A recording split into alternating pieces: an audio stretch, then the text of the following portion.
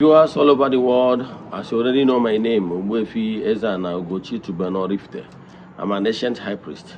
I'm a onye isi nchụaja na ugochitubelu ọdịnala temple. Anyị na-agba afa miri emi lụkwazị ọrụ mmụọ dị iche iche. Abụkwa onye isi nchụaja na ọdịnala na Restoration Evangelical Mission bụrụ onye mgbasa ozi ọdịnala Igbo. So you can call me a priest or an evangelist, I will answer. My mission is to help people live better life. Isiokwu anyị n'ụbọchị taata bụ, can a woman genuinely love?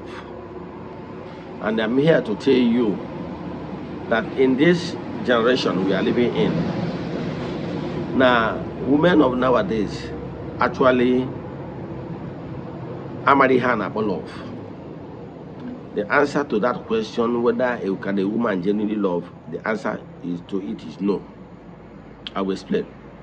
I will explain that what actually this generation love is not actually love. Yes. What you can call infatuation. Yes, but it's not love. I will explain, don't rush, but pay attention. Can we get my quote through my Bible? Analyze the area of my yes. Now before we dive into today's lecture, important announcement. I'm a child of the temple. HF an annual festival live September 15th. No be even no child of the temple got participate in here. In obodo Igbo in Nigeria, he got participate in here. I'm going to hear we keep your church. I'm going to go to the media for the festival and annually. Okay, Boabo, I am in the month of August. Month to alike and I can even with the kids all over the world. Distance is never in all we do in the temple. This show to the temple, to go for Ogbuefi Ezeana. The friends of the temple, children of the temple, members of the Restoration Evangelical Mission and consecrated group. So I can make the last of the month. Yes. So this way they want to check their WhatsApp numbers only. My WhatsApp number remains 08057837672. Now let's proceed. Here can they come here? Here they come here, he was an Emma. Can a woman genuinely love? Yes, I'm here to tell you that a woman is not wired to genuinely love. What is love is giving. What love is giving without reservation, generosity. Ndị awayalo ka ha bụrụ ndị bụrụ isi na-ebu ogidi bụrụ ọgbụ na-eche ndo ụmụ nwoke from okike. Ana m akọwalụ gị etu esi waya hapụ ife a na-ekwu n'ọnụ. Ị ghọtara ya? Love bụ somebody it is selfless, take less of himself, then for the benefit of others whom he loves. And I can tell you no nwoke will be fit in to this category because that is how men are wired. Eziokwu na-enwekwara ike nwee nwoke nwere ike imecha chenji gara ịda think etu nwoke kwesịrị isi na think maka ihe na so many things emege. But naturally men are given mandate to love. It is in us. Onwe nwoke gbanwere ya na ịma na ihe emegide gị o wee gbanwee ya, because we are here on earth to experience, but on a normal, a man is wired to love genuinely. So a woman cannot love. Now, let me give you an example. Aqua going to give love. Love when you are willing to go extra mile for the benefit of whom you love. Somebody will not allow somebody love to be hurt. Now, let's use story of the Adam and Eve in the Bible. That's a legal story. We were told na Adam and Eve mandate name with a particular tree as a hatana in the Garden of Eden. And now gonna have hatana and Budoisia. When Eve came, Adam now told her that this particular tree is forbidden tree. To cut the whole story short, we were told the allegorical story how serpent came and opens Eve's eyes. No matter or there any interpretation in area, and Eve we are tired of Bruce. A bomb na Eve would or malo na ihe a mandate enye ha ana na ihe ejego astray wee tanya mkpụrụ osisi anwa wee fụzie na ya agba ọtọ fụzie the consequence of going against the law. Kedu ihe mere ifu ji wee tachanya mkpụrụ osisi a mara na ya agba ọtọ ka na-ewekwa mkpụrụ osisi anwa ka onye kwa die ka ihe merie na wee mee die. Ị ghọtara ihe nne ọ tara ya wee fụzie na ya agba ọtọ fụzie na ya gaa na against ihe a gwara ha achọbụrụ ka ha mara. Now kedu ihe kpatara out of love o nwere ike isi oh I don't want my husband to be contaminated. I don't want my husband to go astray against God. Man o mere because no dan o decide ya ka di esokwu megide da mgbe di edansi ya. Of course on nwoke ka enye the mandate ka o ruruo na nwaanyị nụrụ kwuru di ya wee jụọ Adam kere ebe ị nọ. Adam wee sị na onye nwe m na nụrụ onu wee zuo Bible wee sị oju Adam onye gwara gị na ịgba ọtọ ịta na mkpụrụ osisi ansị gata na Adam wee za na ọ bụ nwaanyị nyere m. So a woman, when a woman falls, she would like to drag you down. Tell me, is there any love in what Eve did? Is there any love there? She failed and want her man to fail too. Even in the Bible, in the Christian Bible, Old New Testament, now come at you. Also, work a man love your wives. After God was okay, because that is how we are created. That's why a man gabo obatana abale ezino ni ana buchu ola oworo touch ka compound ya right round iji we make sure na ezino ni na family no nwunye no ụmụ ya be protected. A man cannot withstand the big and na eme nwunye ya abuse mo na eme ụmụ ya abuse. He will go to war. So a man is the pillar to shelter his family. So a man can even put his life on the line. So a man loves genuinely to protect. Although naga dano do moke kana bo. The spring price is it not dead? A man gave put your life here on the line for the benefit of Munye and Omoya, is it not? That is genuine. I don't want to know of Kalele if he put your life on the line. So Manawani cannot do so. You know, Talia? Why you will love? You hear why na love war desire. You know, Talia? You why na love war looking for a assessment, somebody that can quench her desire. And that's why most of them don't even know what they actually want. Sometimes women can ask what actually women want. The truth of the matter, the reality on ground is that when you are a man, a successful man, working very hard for your future to be bright, for greener pasture, for provide for your families, believe in me, you will not always be available for those things women call love. You will no longer be available for all the teasing around 247, sending messages morning, afternoon, and night and evening. You will not have those time because you will other things that occupy your mind. Because as than what I be doing, no more responsibility, go problem,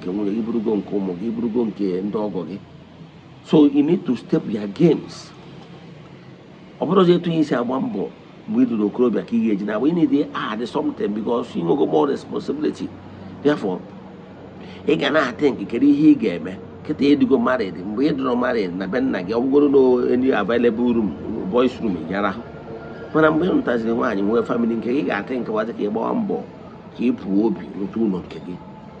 Every been a town, he got a bit of get where she can tired of paying house rent, he had to get to. So, okay, make it responsibility to go more than double.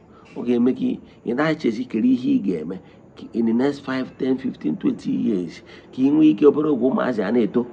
Yes, Mazi and Eto, Rogo Mazi, University, he me to up. So we will go more responsibility, more burden.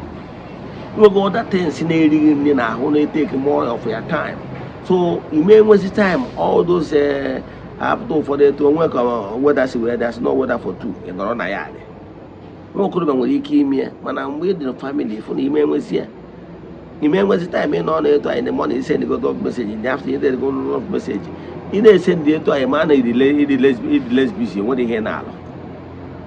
Was open no office again, and you target your boss, your target. He gave me near hours, or talking with that result. You may what time he did send no message because he's busy. He's busy now, marshal plan, and 2 years we are for future of your family because he who does not plan is planning to fail. So when you are marshalling your plan how to make your family better in next 5, 10, 15, 20 years, you may waste time for all those things. Oh, but say, yeah, but you get a business didn't work out the way you wanted it. Then, and then when side target, you know is about to come. Working car, say, go see, now you're not meeting up. You'll be sad.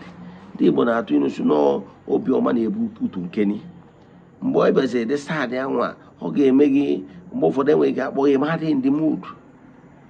Because of responsibility of family burden. Also, need name for them work and when they are married. And I wonder, say, obviously, quite to yes, all the sending Kechumana, once all the go married, all the go more committed, off go, now more responsibility are coming. And the more they maintain one, the more expensive. When you are, let's say, you are a civil servant, you work now 100K, you can manage it as a young boy. Manage it, yes. But I can tell you, if 100,000 naira will be okay for you to feed yourself for able as a man, believe in me, woman will spend more because maintaining a woman is more expensive. Okay, example, you're gonna carry my shaving. A man can do 1,000 naira, 2,000 at most. Women shaving, man, why you get thousands? Maybe 6,000, 10,000, 15,000, or 20, even as case may be. So maintaining a woman is more expensive. So you can see that little amount in go manage it as a bachelor. A woman cannot, or am I doing enough for a woman? So they have a responsibility to go more. So you can have one bomb for the age chair. Here, one you was in a mail, but also nine, but I go as a quartata. On way you upset or massage back in my go make you forget. Yeah, but no governor and Abatana welcome. I shall go. I quarrel Marco wow. I don't want to get see any man you got Brazilian hair and so on and so forth. It weeks. To be a man is not easy. So sometimes I waste that time. It was easy when time we lazy now. Time I agent time in my browsing or 247. What was it that time? In fact, when burden hits you, reality hits you of family responsibility, it can lose the urge. It's normal. It does not mean nature will go on your someone. No, other things they take more of your time. On a forum where we not see understand it.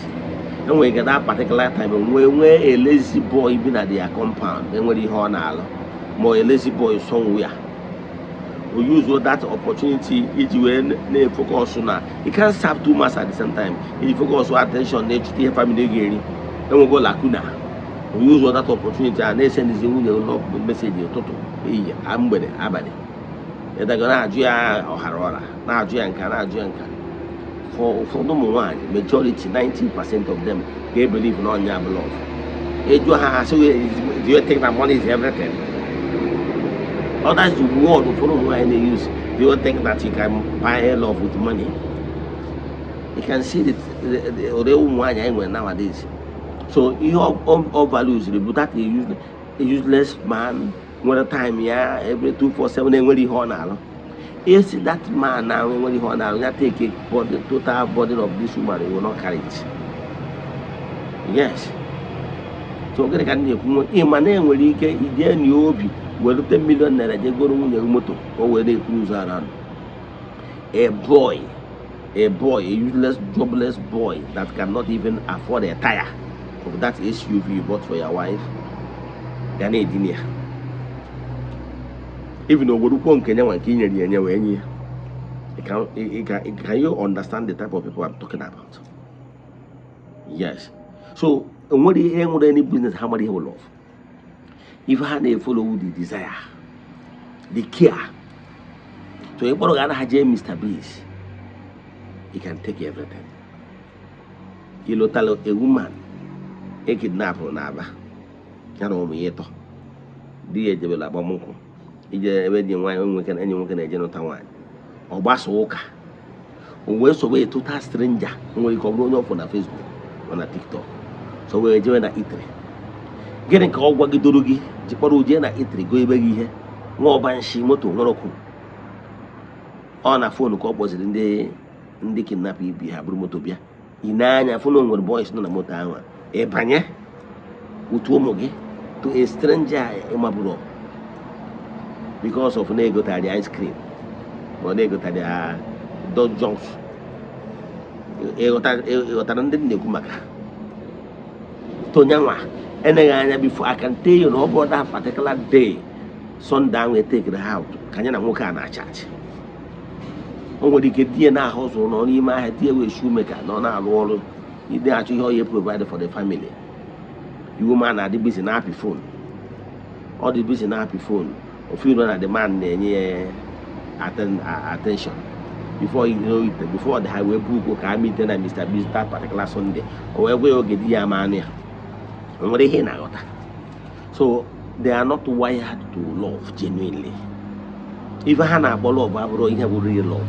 A man can go extra. If you know that name was some walking, James Hangwara Carreto. Along with a carreto. Only you almost will fall.